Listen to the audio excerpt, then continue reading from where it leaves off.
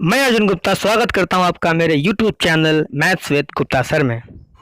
Hello everyone, I am again here with new video according to banking examination. पिछली बार हम लोगों ने प्री एग्जाम्स के बारे में बात किया था, कैसे उनमें सब्जेक्ट्स आते हैं, क्या क्या उनका समय होता है और क्या कट ऑफ होती है। तो आज हम बैंकिंग एग्जाम के मेंस के पैटर्न को समझेंगे और उनके कट ऑफ को जानेंगे। तो सबसे पहले हम इनके पैटर्न को समझ लेते हैं कि कौन कौन सब्जेक्ट्स कितने मार्क्स और कितने टाइम लिमिट के अकॉर्डिंग आते हैं। ठीक है, तो सबसे पहले हम बात करते हैं अपने सब्जेक्ट्स की। तो एसबीआई चाहे कोई भी पीओ या क्लर्क या आईबीपीएस या एसबीआई कोई भी एग्जाम हो, उसमें मेनली हमारे 4 सब्जेक्ट्स आते हैं। कौन कौन से? मैथ्स, जिसको हम लोग बोलते हैं क्वांटिटेटिव एप्टीट्यूड, देन आपका रीजनिंग एंड लॉजिकल एबिलिटी, फिर इंग्लिश एंड देन आपका जनरल अवेयरनेस। जनरल अवेयरनेस में आज के कुछ 4 पार्ट होते हैं जिनको हम लोग कहते हैं banking awareness, static data and current affairs. ठीक, तो 4 subjects math, reasoning, English and GA. ठीक है, अब देखो प्री और क्लर्क में अंतर मैंने बताया था कि प्री एग्जाम में आपकी एक्यूरेसी और स्पीड के अकॉर्डिंग बहुत हद तक वो आपका नॉलेज चेक नहीं करता है, केवल ये चेक करता है कि आप छोटे से एक हर्डल को अपने ज्ञान से कितनी जल्दी निकाल सकते हो, है ना। उसमें आपकी स्पीड एक्यूरेसी बहुत मैटर करती है। आपने सुना होगा कई बच्चे पहली बार में मतलब 3-4 महीने कोचिंग करके ही एकदम से वो अपना प्री एग्जाम निकाल लेते हैं, क्योंकि उन्होंने आधारभूत फंडामेंटल चीजों को बहुत ही अच्छे से समझा और पढ़ा होता है। ठीक है, लेकिन बैंकिंग एग्जामिनेशन अगर बच्चे का नॉलेज, ज्ञान, विज्ञ अगर कहीं चेक करता है तो वो केवल और केवल मेंस के एग्जाम में चेक करता है। आप खुद समझिएगा। अच्छा, तो पहले तो मैं पीओ और क्लर्क एग्जाम के मेंस के लेवल का अंतर बता दूं। देखो, जॉब है, सैलरी में अंतर, प्रोफाइल में अंतर, तो लेवल में अंतर आता है। मैं एग्जांपल इससे समझाऊंगा। देखो, आपने 2 तरह की रेस के नाम सुने होंगे। पहली हमारी रेस कौन सी? 100 मीटर रेस। और दूसरी हमारी रेस कौन सी होती है? Marathon race. तो आपने मैराथन रेस में क्या देखा होगा कि जो भी उसमें पार्टिसिपेट करता है वो स्टार्ट भी बहुत आराम आराम से करता है, अपना स्टेमिना बचा के रखता है, पेशेंस बचा के रखता है, बीच में भी आराम आराम चलता है, पूरा आराम से नहा धो के, पानी पी के, खा पी के चलता है, और अंत में भी बड़े आराम आराम से करता है। क्यों? क्योंकि वो जर्नी एक लंबी जर्नी होती है जहाँ पे आपका पेशेंस बहुत हद तक चेक किया जाता है। तो हम मैराथन एग्जाम को ही बोलते हैं कौन सा एग्जाम? PO exam. अच्छा, 100 मीटर का मतलब क्या होता है कि आपको स्टार्ट भी बहुत तेज करना है, बीच में भी बहुत तेज रहना है और स्पीड से ही खत्म करना है। मतलब आपको ये सोचना नहीं कि हमें क्या करना है, मतलब दिमाग ये नहीं लगाना है कि नहीं आराम से करो, रुके रहो, एक क्वेश्चन पे ध्यान दो, नहीं, ये सब नहीं। इसमें क्या है कि शुरू से अंत तक हमें बहुत तेजी से करने होते हैं, क्योंकि यहाँ क्वेश्चंस हल्के होते हैं। अधिक से अधिक क्वेश्चन पे हमें मार्क्स मिलते हैं क्योंकि इनकी कट ऑफ भी अधिक जाती है। तो 100 मीटर का मतलब कहीं रुकना नहीं है, बस चलते रहना है। ये पैटर्न है कौन से मेंस का? क्लर्क के मेंस का। और मैराथन रेस कौन सा पैटर्न होता है? पीओ के मेंस का। ये आप इनकी कट ऑफ जानकर खुद समझ जाएंगे। ठीक है, तो अब बात करते हैं इनके क्वेश्चंस की और टाइम लिमिट्स की।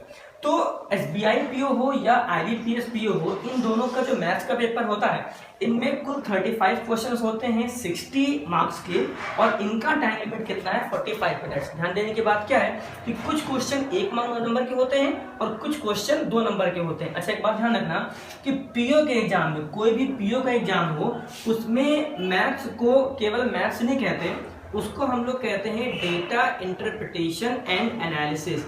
मैथ्स को क्या बोला जाता है? Data interpretation and analysis. यहाँ पे आपके वर्ड सम्स वगैरह नहीं आते हैं जो प्री में आते हैं। यहाँ पे आपकी डीआईस आती हैं चैप्टर बेस्ड, और डेटा सफिशिएंसी आता है, और कहीं कहीं नंबर सीरीज भी आती हैं। जो वर्ड सम चैप्टर वाइज होते हैं वो इसमें नहीं आते हैं। अब उसके मैथ्स का नाम क्या है? डेटा इंटरप्रिटेशन एंड एनालिसिस, केवल और केवल किस एग्जाम के लिए? पीओ एग्जाम के लिए। ठीक है, तो 35 questions, 60 marks and 45 minutes. And same reasoning जो आपका होता है उसमें कुल 45 क्वेश्चंस होते हैं, कुल आपके मार्क्स 60 ही होते हैं, और टाइम लिमिट कितना? 1 घंटा। सोचिए, 1 घंटे में 45 क्वेश्चंस करने होते हैं। कहने की तो बहुत आसान है, अगर प्री के होते तो यही 45 क्वेश्चंस क्या पता 25 मिनट में ही हो जाते, हो सकता था ना। लेकिन 1 घंटे में 45 क्वेश्चंस, और पता है पीओ में जो कट ऑफ है वो 7 से 8 नंबर जाती है। मतलब 1 घंटे में भी कई धुरंधर बच्चे 10 नंबर तक गेन नहीं कर पाते हैं। ये पीओ का लेवल होता है। खैर, इंग्लिश जो आपकी होती है ये 35 क्वेश्चंस की, कुल 40 मार्क्स की होती है, यहाँ भी कुछ क्वेश्चन 2 नंबर के होते हैं, और कुल टाइम लिमिट कितना होता है 40 minute. And now general awareness. General awareness भाई क्या है कि आपको पता है तो आपने टिक मारा, आगे बढ़ते चले गए। ये इसकी प्रैक्टिस तो आपको मतलब बैंकिंग की तैयारी शुरू करते ही करनी पड़ती है कि नॉलेज हमारा बना रहे। मेंस एग्जाम के 1-2 दिन पहले या 10 दिन पहले हम एकदम से बैंकिंग के पीछे ना भागें। तो जीए के आपके कुल 40 क्वेश्चंस होते हैं पीओ के एग्जाम में। एसबीआई और आईबीपीएस की बात कर रहे हैं, 40 क्वेश्चन कुल 40 मार्क्स के होते हैं। इसका टाइम कितना होता है 35 मिनट, ठीक है। अच्छा, तो एसबीआई और आईबीपीएस पीओ में आप जब इतना पूरा सेक्शन ऑब्जेक्टिव वाला, ये चारों पार्ट किसमें आएंगे, ऑब्जेक्टिव वाला आप जब खत्म कर लेंगे, उसके बाद ये एग्जाम खत्म होते ही आपका एक एक्स्ट्रा पेपर शुरू होगा, एस्से और लेटर राइटिंग, जिसको हम लोग कहते हैं डिस्क्रिप्टिव। आपको वहीं पर सिस्टम में कीबोर्ड से 2 क्वेश्चंस मिलते हैं, एक लेटर का और एक एस्से का, वो आपको लिखना होता है। जहां पर 2 क्वेश्चन एसबीआई में होते हैं 50 मार्क्स के और आईबीपीएस में होते हैं 25 मार्क्स के, और दोनों का टाइम लिमिट कितना होता है 30 मिनट्स, ठीक है। तो कुल एसबीआई और आईबीपीएस में 155 क्वेश्चंस होते हैं, 250 मार्क्स का एसबीआई का पीओ और 225 मार्क्स का आईबीपीएस का पीओ, और कुल 3 घंटे का समय ये कुल मिला के आपके पास होता है इन दोनों पीओ के एग्जाम के लिए, ठीक है। अच्छा, अब हम आरआरबी पीओ और क्लर्क की एक साथ बात कर लेते हैं। तो आरआरबी पीओ और क्लर्क में केवल मतलब जिस तरीके से हमारे आईबीपीएस और एसबीआई के पीओ होते हैं कि वहां सबका टाइम लिमिट अलग अलग होता है, यहाँ पे ऐसा नहीं है। आरआरबी में टाइम लिमिट नहीं है, कुल आपको 2 घंटे मिलते हैं, 2 घंटे मिलेंगे, और मैथ्स, रीजनिंग, इंग्लिश और जीए, और साथ ही साथ इसमें कंप्यूटर बढ़ जाता है। सबके 40-40 क्वेश्चन होते हैं, और मैथ में आपके 50 मार्क्स के, रीजनिंग 50 मार्क्स, इंग्लिश 40 मार्क्स और जीए आपका 40 मार्क्स का। एक्स्ट्रा यहाँ पे क्या बढ़ता है कंप्यूटर, जो आपके 20 नंबर का होता है, आपको कुल 40 क्वेश्चंस करने होते हैं। तो आरआरबी का पीओ हो चाहे क्लर्क, ये आपके 200 क्वेश्चंस 200 मार्क्स के आपको 2 घंटे में करना होता है। आप किसी भी समय किसी भी सब्जेक्ट में स्विच ओवर कर सकते हैं, यहाँ इंडिविजुअल टाइम की लिमिट नहीं है, ठीक है। अच्छा, अब हम एसबीआई के क्लर्क और आईबीपीएस के क्लर्क की बात करते हैं। तो पीओ की तरह यहाँ पर भी क्वेश्चंस में टाइम लिमिट होती है, ठीक है, और यहाँ पे कोई डिस्क्रिप्टिव का सीन नहीं होता है, कोई मतलब डिस्क्रिप्टिव मतलब एस्से लेटर राइटिंग आपको नहीं लिखना होता है, केवल आपको ऑब्जेक्टिव पेपर देना होता है। एसबीआई क्लर्क और आईबीपीएस क्लर्क में भी मैथ्स, रीजनिंग, इंग्लिश और जीए के ही क्वेश्चंस 50, 50, 40 एंड 50 आते हैं, जहां पे सबका टाइम लिमिट भी अलग अलग दे रखा है, ठीक है। अच्छा, तो एसबीआई और आईबीपीएस क्लर्क का जो कट ऑफ होता है, कट ऑफ नहीं, जो कुल मार्क्स होते हैं वो 200 मार्क्स 190 क्वेश्चंस के, और इसका कुल टाइम लिमिट कितना होता है 2 घंटे और 40 मिनट। तो पहले आप बात समझ लें कि अगर हम आरआरबी को एक बार छोड़ दें तो एसबीआई पीओ या आईबीपीएस पीओ और एसबीआई आईबीपीएस क्लर्क में आपका टाइम बहुत होता है क्वेश्चन को करने का। टाइम बहुत का मतलब कि आपको एक जगह इतनी देर बैठने की आदत डालनी पड़ेगी। भाई 3 घंटे आपको बैठना है पीओ के एग्जाम में, और 2 घंटे 40 मिनट आपको बैठना है क्लर्क के एग्जाम में। तो एक जगह बैठ के उनके मॉक टेस्ट देने की आदत भी आपको प्री एग्जाम निकालने के बाद डालनी होती है, ठीक है। अच्छा, एक बात आपको बताना भूल गया कि आरआरबी पीओ और क्लर्क में अगर आप चाहें तो इंग्लिश लैंग्वेज की जगह हिंदी लैंग्वेज को चूज कर सकते हैं। तो जैसे इंग्लिश के पेपर में आपके इंग्लिश की ग्रामर को चेक किया जाता है, वैसे हिंदी आप चूज करेंगे तो हिंदी के भी 40 क्वेश्चंस 40 मार्क्स के होंगे, लेकिन आपको जो पूछा जाएगा सब्जेक्ट वो कौन सा, हिंदी का ग्रामर, ठीक है। तो ये आपका पूरा पैटर्न होता है मेंस का। अब हम बात करेंगे इनके कट ऑफ की। तो कट ऑफ में देखें तो हमारे जो एग्जाम पीओ वाले होते हैं, जैसे एसबीआई पीओ, आईबीपीएस पीओ और आरआरबी पीओ, तो पीओ के एग्जाम में क्या होता है कि हमें कम क्वेश्चंस करके अधिक मार्क्स गेन करने होते हैं। एक्चुअल में क्वेश्चंस का लेवल पीओ के मेंस में बहुत ज़्यादा अधिक होता है, तो उस अधिक लेवल के अकॉर्डिंग हम क्वेश्चंस को करते रहें वो तो ठीक है, लेकिन किसी क्वेश्चन में उलझ जाना भी दिक्कत होती है। कभी कभी क्या होता है कि जैसे एसबीआई पीओ और आईबीपीएस पीओ में आपने देखा कि रीजनिंग का पेपर पूरे 1 घंटे का होता है, फिर भी जो कट ऑफ जाती है, आपको सोचो कि आईबीपीएस पीओ में रीजनिंग के 1 घंटे में कट ऑफ कितनी है 7.75 नंबर, ठीक है। तो आप खुद सोच सकते हो कि पेपर का लेवल जो है वो कितना टफ होता है।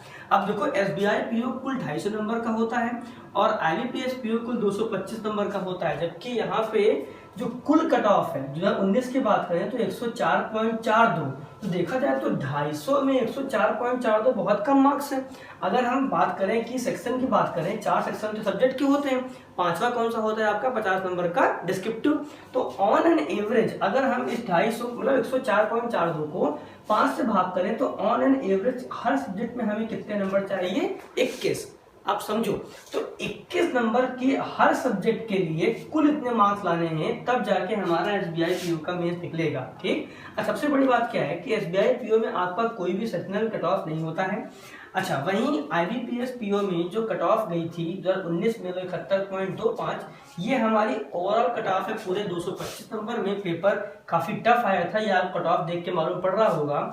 अब देखिए मैथ और रीजनिंग कितनी कितनी टफ आई थी कि मैथ में बच्चों से 8 से 9 क्वेश्चन नहीं हिल रहे थे। तो अब 1 घंटे का पेपर हमको मिलता है, तब भी हमारे इतने कम नंबर नहीं आ पाते हैं। इसका मतलब पेपर का लेवल बहुत अधिक ऊंचा होता है, ये आप कट ऑफ देख के समझ पा रहे हो। ठीक है, अच्छा एक बात कि आईबीपीएस पीओ और आरआरबी पीओ ही 2 एग्जाम हैं जो सेक्शनल कट ऑफ मेंस के एग्जाम में निकालते हैं। एसबीआई पीओ में ऐसा कुछ भी नहीं होता है। ठीक है, तो आरआरबी पीओ 200 नंबर का होता है, यहाँ भी कट ऑफ अधिक का मतलब क्या है कि पेपर इससे तो आईबीपीएस पीओ थोड़ा आसान ही होता है, लेकिन फिर भी रीजनिंग और मैथ इसमें भी थोड़ा अच्छा लेवल का आया था। ठीक है, अच्छा यहाँ पे चूंकि इंग्लिश और हिंदी का एग्जाम आप लोग चूज कर सकते हो जो भी आपको देना है, तो कट ऑफ इन दोनों की अलग अलग देखिए लिखी हुई है। ठीक है, अच्छा तो आरआरबी क्लर्क, एसबीआई क्लर्क और आईबीपीएस क्लर्क, इन तीनों एग्जाम में जो सबसे मोस्ट इंपोर्टेंट एग्जाम होता है वो कौन सा होता है? SBI clerk. मतलब एसबीआई क्लर्क एक ऐसा एग्जाम होता है जो फॉर्म निकलने के आपके 6-7 महीने बाद ही आपको रिक्रूटमेंट दे देता है, आपको सीधे ज्वाइनिंग दे देता है। ठीक है, तो एसबीआई क्लर्क कट ऑफ इन दोनों के कंपैरिजन में काफी ज्यादा टफ होता है एग्जाम। तो खुद देख सकते हो कि 2018 में यही कट ऑफ 96 थी और 19 में 96.25। कट ऑफ में अंतर नहीं है, क्यों? क्योंकि दोनों वर्षों में पेपर का लेवल थोड़ा अच्छा था, मतलब इतना अच्छा था कि पीओ के कंपैरिजन से थोड़ा ही कम था।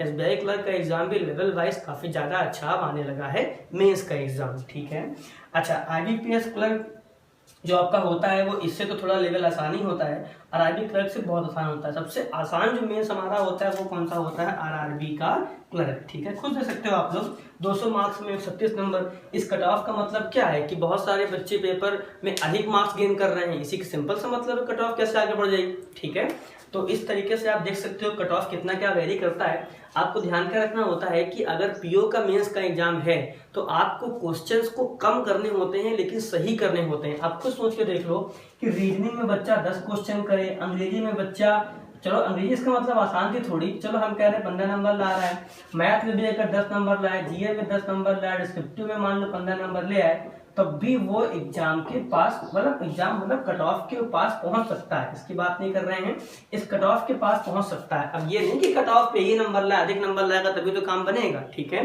अच्छा जीए सब्जेक्ट तो ऐसा होता है जहां बच्चों के 10 नंबर तो आते नहीं, बच्चे इसमें अधिक स्कोर करते हैं। बहुत सारे बच्चे जो जीए में 30 से 35 नंबर लेके आते हैं। जीए ही वो सब्जेक्ट है जो आपके स्कोर को ऊंचा करता है। ठीक है, तो ये सारा आपका कट ऑफ का पैटर्न था, इसको आप देख लीजिए, समझ लीजिए और आंकड़ा लगाइए कि हमें किस तरीके से सब्जेक्ट्स में मेंस में मेहनत करनी होती है। क्लर्क के एग्जाम तो इंडिविजुअल नहीं, हर सब्जेक्ट में आपसे मेहनत चाहते हैं क्योंकि आपको ओवरऑल पूरा काम करना होता है। ठीक है, लेकिन पीओ में कम क्वेश्चंस करके, सही क्वेश्चंस करके हमें मेंस को निकालना होता है। ठीक, अब कैसे पीओ, अच्छा क्लर्क वाले एग्जाम का यही पूरा फाइनल होता है, केवल 2 स्टेज है, प्री और मेंस। अगर आपने इन कट ऑफ को आगे निकाल लिया तो अब सीधे आपकी ज्वाइनिंग बचती है बस। ठीक, लेकिन पीओ के एग्जाम में ऐसा नहीं होता है, यहाँ पर अभी इंटरव्यू भी है और उसके बाद फाइनल कट ऑफ भी बननी है। तो क्लर्क के लिए तो इतना ही आप लोग जान लो। अभी पीओ की फाइनल मेरिट और इंटरव्यू में क्या होता है ये सब आपको हम डिस्कस करेंगे अगले वीडियो में। ठीक है।